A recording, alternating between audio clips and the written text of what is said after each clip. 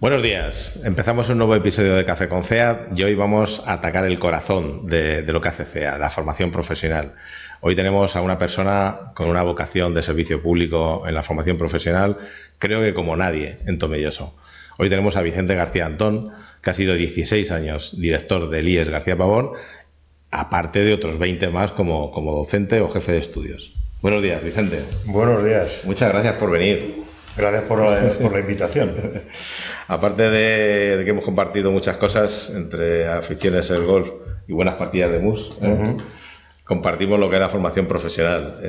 En tu larga trayectoria en Tomelloso, de García Pavón, ¿cómo ha evolucionado desde que empezaste la formación profesional hasta ahora que la has dejado hace poco?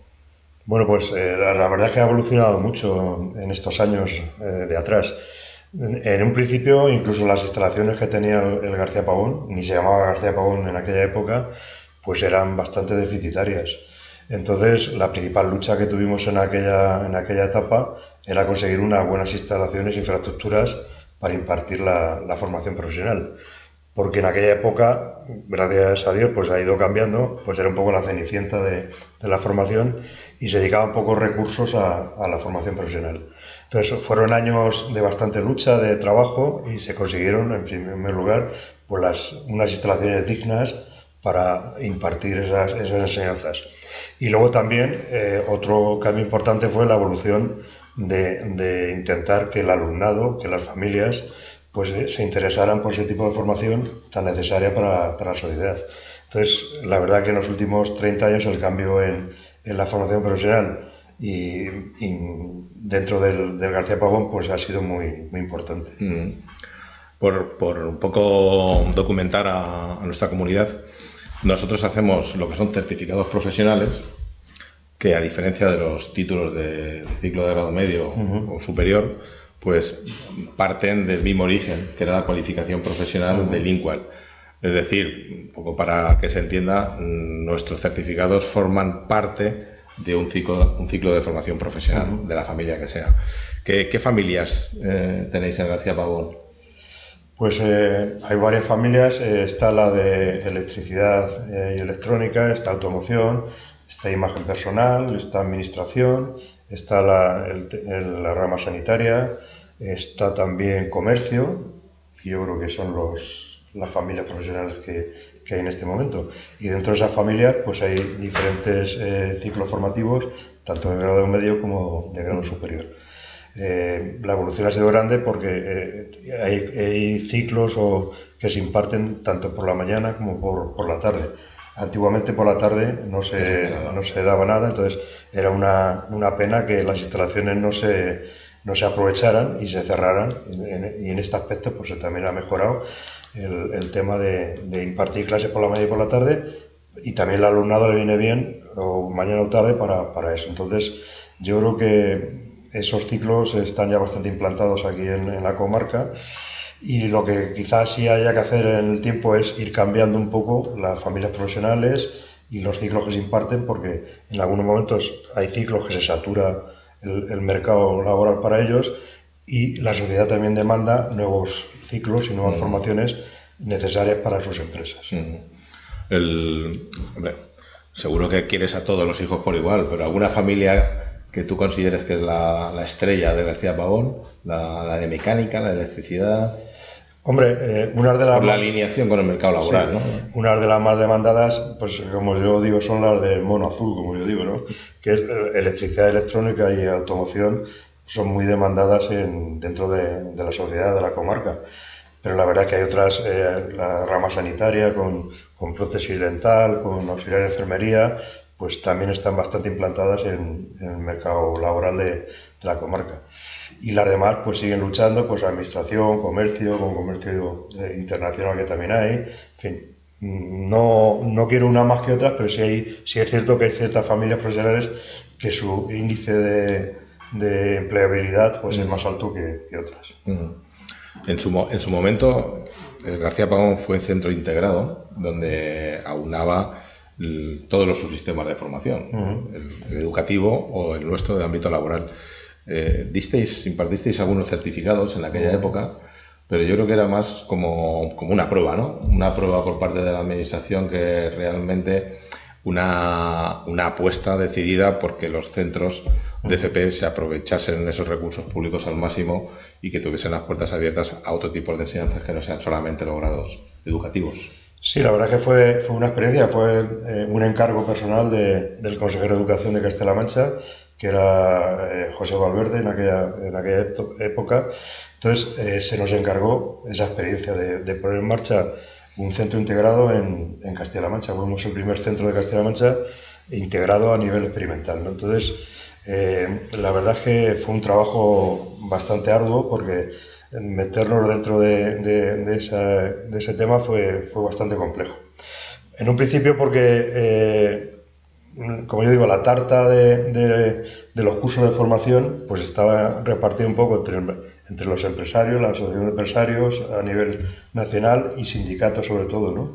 Luego empezaron a surgir también los centros de formación como el vuestro y entonces estaba un poco mal visto que educación se metiera dentro de ese tema, ¿no? Entonces fue un poco de lucha también importante en ese aspecto. Pero también, lo que hemos dicho antes, había instalaciones que estaban cerradas por la tarde, entonces era una pena que no se aprovechara. Entonces, por la tarde se dieron los cursos del Centro Integrado de Formación y era un poco más dirigido, no era un ciclo formativo que tiene unos años de formación, sino que eran unos meses y eran cualificaciones que necesitaban las propias empresas que te demandaban ese tipo de formación, ¿no? Entonces, fue una experiencia bastante buena al final. Curiosamente, cuando ya se pusieron los centros integrados en Castilla-La Mancha, no contaron con el García Pavón, que éramos los que más experiencia teníamos en el aspecto. Pero yo creo que ahí fue más tema político que tema educativo. Aquí en Ciudad Real, que yo sepa, hay un centro en Puerto Llano, sí, Virgen de Gracia, que es el Virgen de Gracia, y yo sé que la Consejería de Educación tiene pensado abrir más centros integrados en Castilla-La Mancha, ¿no? Y yo creo que el García Pavón está muy bien posicionado en ese aspecto. Además, últimamente ha salido la noticia que el alcalde de Tomelloso, bueno, la corporación de Tomelloso, ha comprado un terreno, la antigua discoteca que había allí cerca del anexa al García Pavón, para ampliar el centro, ¿no? Uh-huh. Entonces, yo creo que es interesante que tuviera en cuenta la Consejería de Educación, el García Pavón, esos terrenos que se ponen a disposición del centro y de la Consejería para conseguir por fin que haya un centro integrado aquí en Tomelloso, que es no solamente para Tomelloso, es para toda la comarca de aquí de Tomelloso, ¿no? Es curioso que el presupuesto que se gestionó como oferta integral, le llaman ahora, oferta integral, que son certificados profesionales que van a IES, el 24 fueron unos 6 millones de euros y en el 2025 se había reducido a 2.300.000 porque en los IES habían dicho no queremos hacer esta formación, no tenemos recursos, no tenemos capacidad de gestión o la razón que fuese. Entonces es como que el modelo vuelve otra vez a no encajar como las administraciones quieren. Hombre, aquí hay un hándicap, sobre todo el tema de los propios equipos directivos y del profesorado, que si tú no incentivas de alguna manera a ese centro y a ese profesorado para que imparta esto, pues son un poco reticentes. Entonces yo creo que había que incentivar un poco bastante por parte de la administración, tanto al profesorado como a los centros, que de alguna manera pues vean recompensado ese esfuerzo extra que hacen aparte de su formación, de la formación que dan a nivel reglado, ¿no? Entonces, yo hablando antes del centro integrado, nosotros esa experiencia nos vino muy bien para mejorar las instalaciones del centro, incluso material fungible, material inventariable, que se dotó a esas familias profesionales de esos materiales. Entonces, ese era un poco un incentivo personal que tenía el centro y el profesorado para tener el centro integrado y trabajar, ¿no?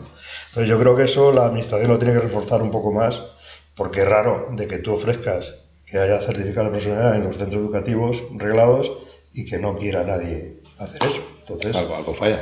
Algo falla. Y entonces, yo creo que se tiene que poner un poco más de acuerdo la administración y los centros para eso. Ahí yo creo que debería ser más permeable la colaboración entre entidades como la nuestra y los IES, porque la capacidad de gestión es nuestro fuerte, claro, más que instalaciones. Claro. Las instalaciones al final son centros privados y tenemos la capacidad que tenemos. En cambio, en gestión somos mucho más ágiles y nos adaptamos mucho más que lo que son la normativa en un IES, que va mucho más lenta, ¿no? La burocracia, los cambios legislativos, y aquí nosotros pues tenemos esa flexibilidad. Creo que sería una buena opción buscar esa colaboración en público-privado. Es que está claro, yo creo que antes había como una guerra, unas reticencias, nos miraban mal los centros reglados y los centros formativos como el vuestro, ¿no? O los sindicatos o los empresarios, ¿no? Entonces, yo creo que hay que aunar esfuerzos y aunar los conocimientos y las instalaciones de unos y de otros para que todo sea un proyecto común para mejorar la formación de los trabajadores y de todas las personas de España, vamos. Eso sí, ese esfuerzo había que hacerlo. Es el modelo vasco. El modelo vasco es así, lo que pasa es que, claro, igual que la dualidad, que ahora hablaremos de ella, no es copia y pega, esas cosas no funcionan así. Es muy fácil hacer un copia y pega, pero no sin precisamente ver desde la base cómo funcionan las cosas en vez de legislarlo sin tener conocimiento pleno de los terrenos, de las personas, de las necesidades del mercado laboral. Es la clave. Yo me acuerdo cuando empezamos la experiencia del centro integrado y también coincidió en el tiempo con el tema de la implantación de la calidad dentro de los centros educativos, que fuimos varias veces a visitar centros del País Vasco. Vamos, en aquellos años eran una ventaja, pero años luz del sistema educativo del resto de España.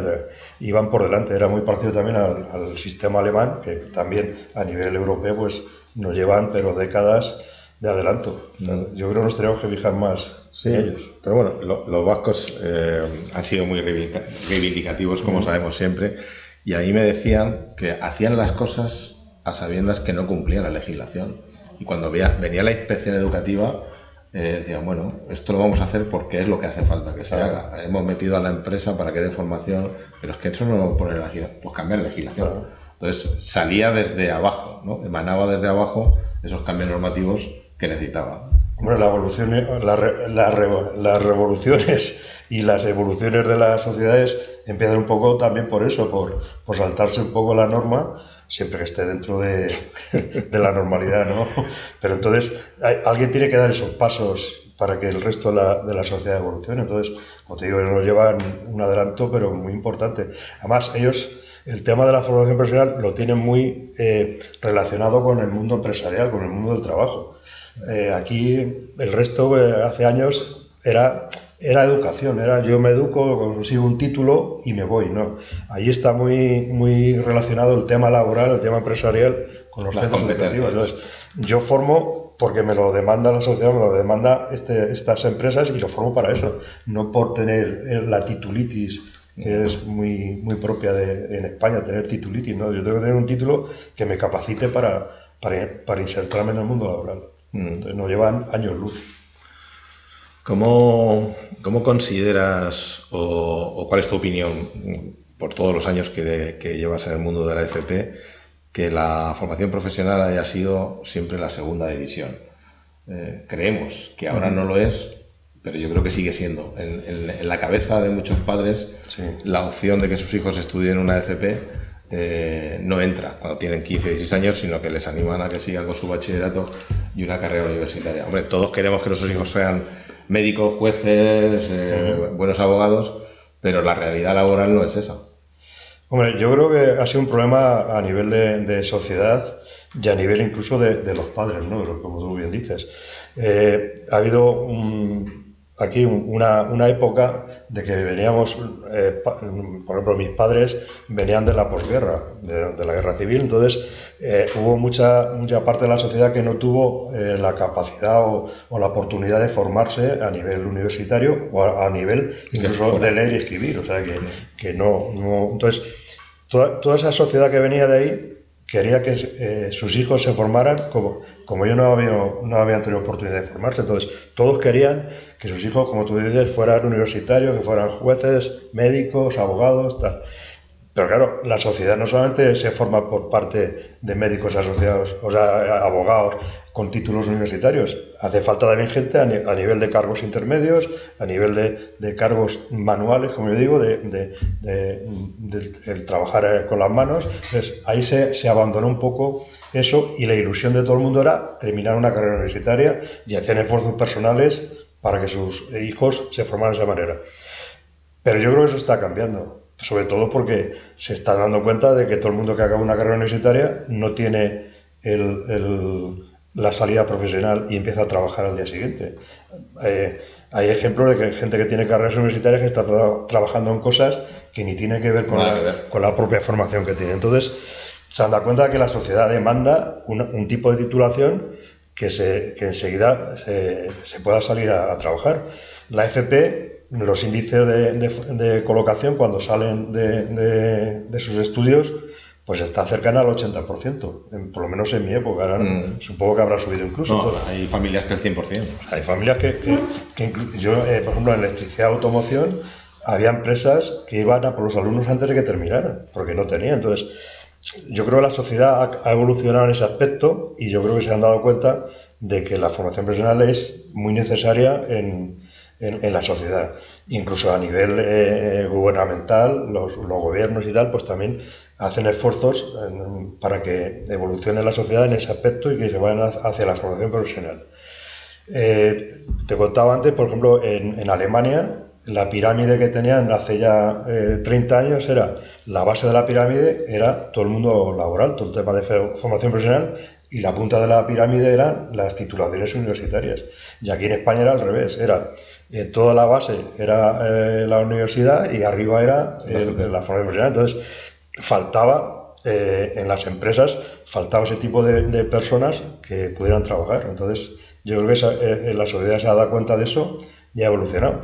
Y es que incluso hay oficios, hay trabajos que a nivel económico ganan más que titulados universitarios. O sea, entonces eso también ha cambiado un poquito el tema de que yo a un trabajador que está formado para lo que yo quiero, le tengo que pagar lo que le pertenece. Entonces, tú ahora mismo, yo creo que hay muchos trabajos a nivel de formación profesional que ganan más dinero, sus sueldos son más altos que los de los titulados universitarios. Entonces, ese chip, la sociedad yo creo que lo ha cambiado. Tiene que cambiarlo todavía. Queda un poco, pero yo creo que va por el buen camino. Hay muchos universitarios que vuelven luego a la FP. Sí. O sea, terminan sus estudios universitarios y vuelven a hacer un ciclo que al final es a lo que se dedican. Nosotros ahí en el centro, sobre todo en los ciclos superiores, pues no te voy a exagerar, pero a lo mejor el 60% venían del mundo de la universidad. O sea que... Sí, porque mucha gente empieza, pincha en la universidad, claro, y ahora es cuando vuelve a la FP, ¿no? Sí, es que antiguamente pues todo el mundo tenía que estudiar una carrera o un bachillerato y tal. Entonces hay gente que a nivel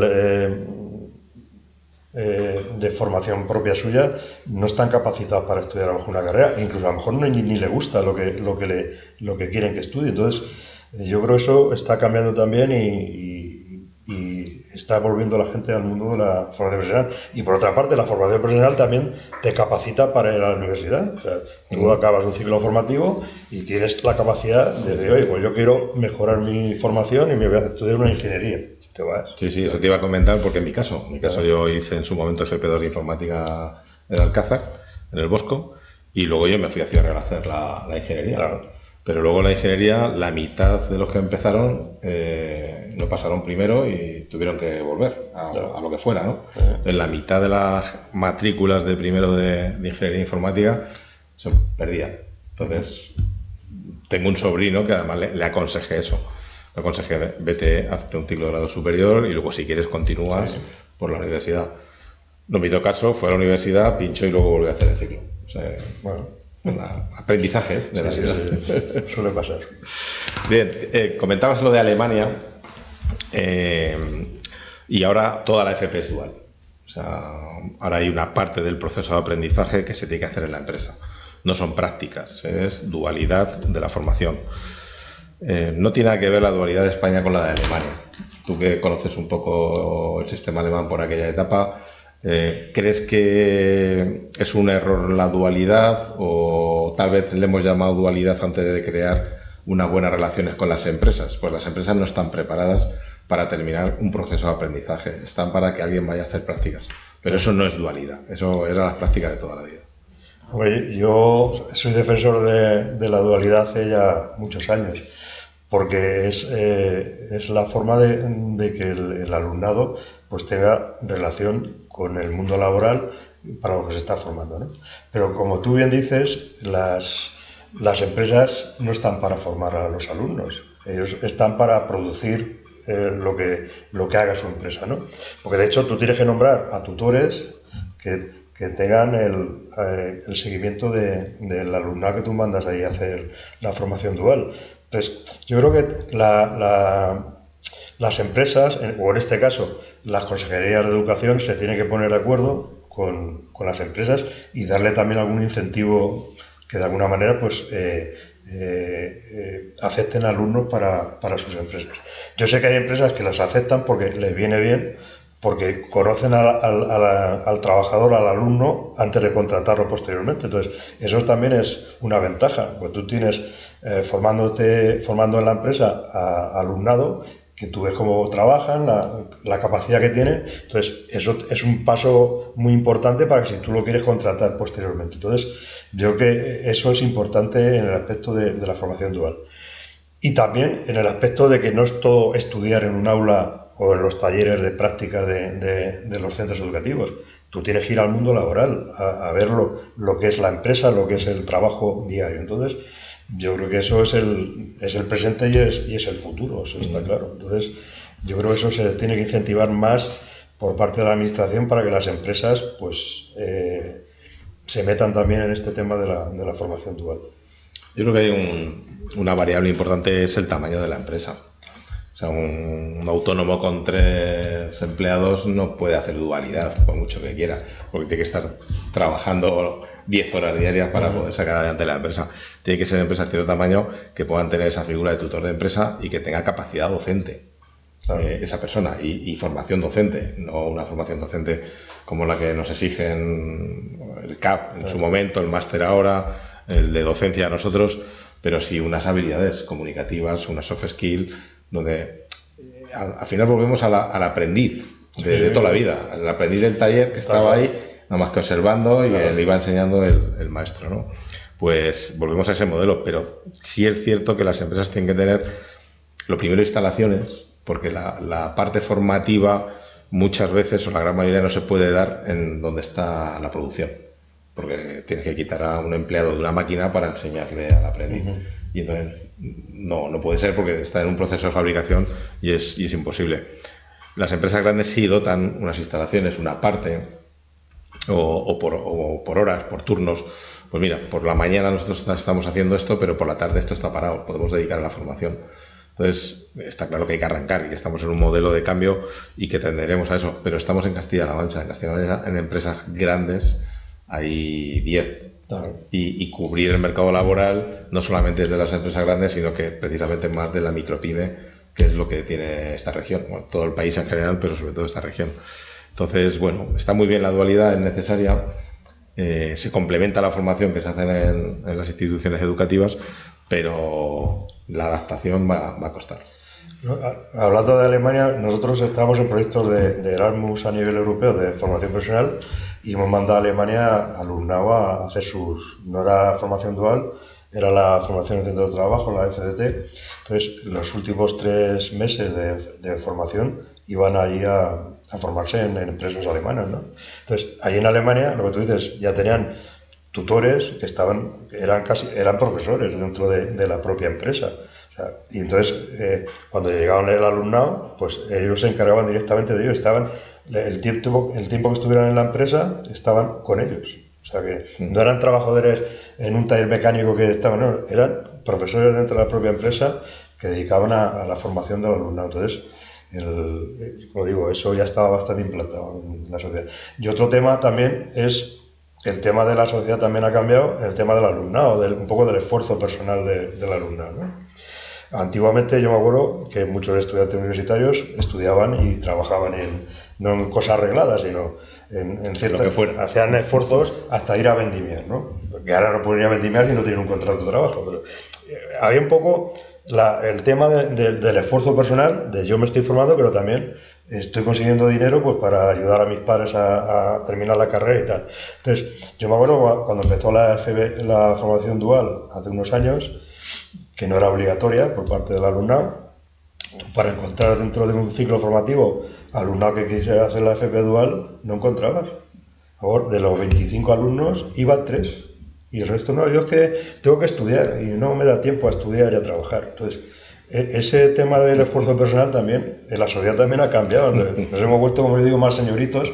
Entonces, eso también es importante, de que el alumno sepa de que tan importante es la formación dentro del aula como el ir a la empresa a formarse y relacionarse con el resto de personas de la empresa. Entonces, eso también hay que cambiar un poco el chip también del esfuerzo personal en la familia también. Sí, en la familia. No, es que mi chico no puede ir, es mucho para él. Aquí tenemos una compañera que nos hace gracia porque le dijo su padre: yo trabajo como un negro para que tú vivas como una blanca. Claro, lleva razón el hombre. Pero claro, que era su error, claro, porque se ha perdido la cultura del esfuerzo. Claro, está claro. Bueno, se ha perdido muchas cosas. Pero una es la cultura del esfuerzo, el sentido de la responsabilidad, el compromiso, el saber estar, el saber hacer, ¿no? Que son cosas que además en la FP no solamente se enseña contenido, sino que se enseña también el saber hacer, el saber estar y el cómo hacerlo. Así que, pues bueno, ¿y tú qué crees que cómo podemos solucionar estos grandes problemas? El de la cultura del esfuerzo y el de la elección de la FP como primera alternativa.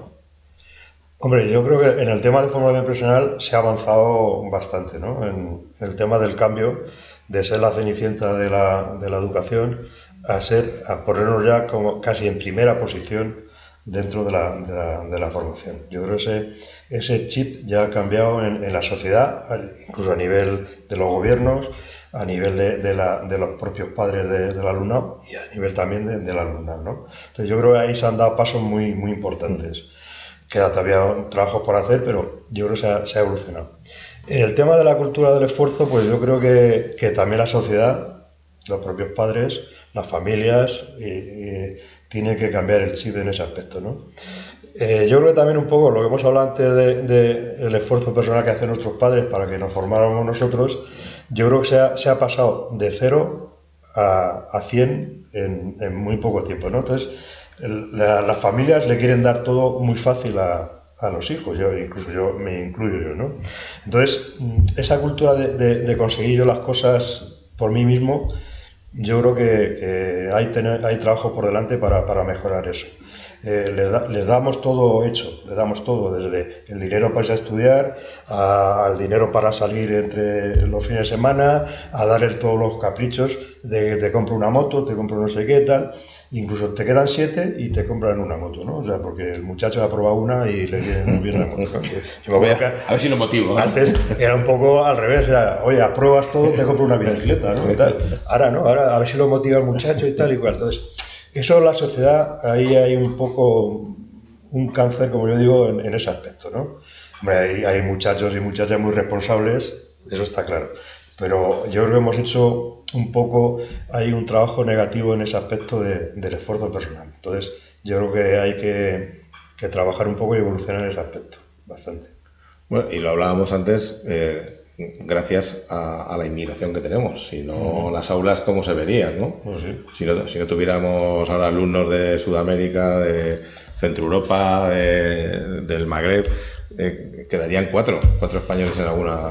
Es que es un problema que tiene la sociedad a nivel mundial, pero a nivel de España, el tema de la natalidad es un problema bastante grave. Ha bajado el índice de natalidad, pero muchísimo. Y lo que es, y yo me incluyo, el índice de personas mayores que perduran en el tiempo, pues está antes con 70 años era la media de morirte, ¿no? Entonces ahora son 80 y tantos y dentro de unos años eran 100. Entonces el tema de pagar las pensiones, el tema de pagar la sanidad para todas estas personas es complicado. Y si no viene gente por detrás para soportar todo eso, pues más complicado todavía. Pero lo que tú dices es que a nivel educativo, pues el tema de las ratios en los colegios y en los institutos ha bajado, pero muchísimo. Antes había dobles líneas en muchos colegios, en las aulas estaban a tope de alumnado. Entonces, eso es un problema. Otro índice de que la FP está subiendo, yo me acuerdo que había ciclos formativos que tenías que ir a buscar a los alumnos en su casa para que se matricularan, ¿no? Y ahora no, ahora están todos los ciclos formativos, sobre todo los de mayor demanda, al 100%, y hay listas de espera para entrar a formarse, ¿no? Entonces, eso también es un índice de que ha mejorado el tema de la FP.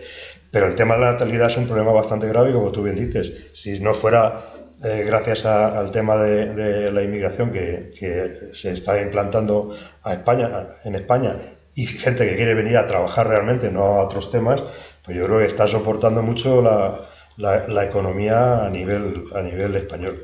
Y muchos trabajos que no queremos hacer los españoles, sobre todo los más duros, los que hay que poner las manos por medio del tema de agricultura, albañilería, todo este tema, pues si no fuera por ellos, yo creo que la sociedad española se había parado en ese aspecto, ¿no? Sí, estuvo aquí Juan Miguel del Real, director gerente de cooperativas agroalimentarias, nos hablaba del problema del relevo, de que más de la mitad de los socios cooperativistas que sustentan el sector primario de la agricultura en Castilla-La Mancha están ya jubilados o mayores, a punto de jubilarse o mayores. Y que luego que dignificaba un poco la profesión del agricultor, que el agricultor ahora no está de sol a sol allí en el campo, que el agricultor ahora va en buen coche, va a gestionar la explotación, tiene una documentación que gestiona con toda la burocracia de cuadernos de campo y demás, y que bueno, que sea una opción también a tener en cuenta por los jóvenes el tema de la agricultura, que además es, como el sector primario, pues muy necesario para no depender, como estamos viendo, del Mercosur o del tema del grano ucraniano. Yo creo que los gobiernos también tienen que hacer un esfuerzo importante de dignificar ese tipo de trabajo, ¿no? Y de que le paguen realmente por lo que producen. Tú no puedes pagar, si a ti te cuesta producir un tomate, te cuesta 1 euro, no lo puedes pagar a 0,80. Tienes que pagarle esa cantidad. Y si tú dejas pasar productos de Mercosur o de Marruecos y tal, que no les exige la misma normativa que a los españoles, entonces eso es complicado, ¿no? Porque tú tienes que agregar al coste de producción todo lo que te exigen a ti en ese producto, ¿no? Y hay productos que vienen de otros sitios que no le exigen eso. Entonces, eso es un trabajo que tienen que hacer los gobiernos para mejorar tanto la imagen de ese tipo de trabajo, de la agricultura o la albañilería y tal, para que haya más personas que se dediquen a eso. Pero como tú dices, hay generaciones que han tenido tierras en Castilla-La Mancha y tal, y que sus hijos pues no quieren seguir con ese tipo de trabajo, porque no es atractivo para ellos a nivel económico y a nivel laboral. Entonces, ahí también queda un trabajo importante. Queda mucho por hacer, ¿eh? Sí. Les queda por hacer a los que vienen. Lo que está claro es que las profesiones no se pueden perder, o sea, son necesarias. Entonces, la FP precisamente te capacita para ejercer una profesión desde el primer día que empiezas, incluso una FP básica.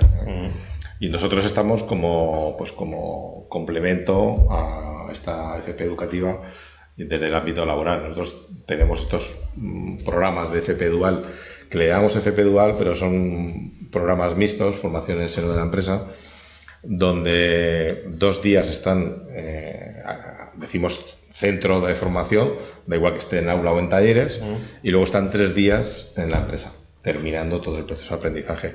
Esto lo que crea es una cantera de trabajadores y trabajadoras dentro de la empresa, y que al final del proyecto pues te quedas con los que realmente necesites, que si son buenos te los vas a quedar todos, ¿no? El problema ahora es pues lo que hablamos un poco, el compromiso a la responsabilidad por parte de los participantes, pero herramientas, programas formativos, proyectos hay más que nunca, y todo esto a la empresa está subvencionado casi al 100%, depende del sector que sea, pero está al 100%. Nosotros empezamos ahora uno de mantenimiento industrial, empresas del sector metal, y tenemos solicitados ya uno de albañilería, uno de cocina y uno de técnico informático, porque ahora con el tema de ciberseguridad, toda la IA que hay que introducir en las empresas es muy demandado. Entonces, bueno, mientras que este tipo de programas, siempre las cosas a veces no llegan en el momento adecuado. Esto llega cuando más desempleo hay, y entonces puedes hacer mejor selección y tendría mucho más éxito el programa.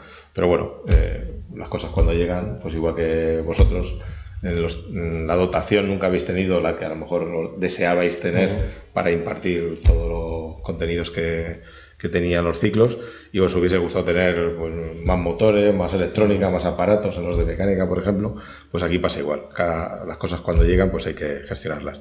Entonces creo que goza la FP del mejor momento de la historia, tanto la educativa como el ámbito laboral, y que animo a que sea una opción desde el primer momento para las familias. Ya no hablo de padres, sino contamos también a los hijos que tomen las decisiones, pero que sea algo a tener en cuenta a partir de ahora.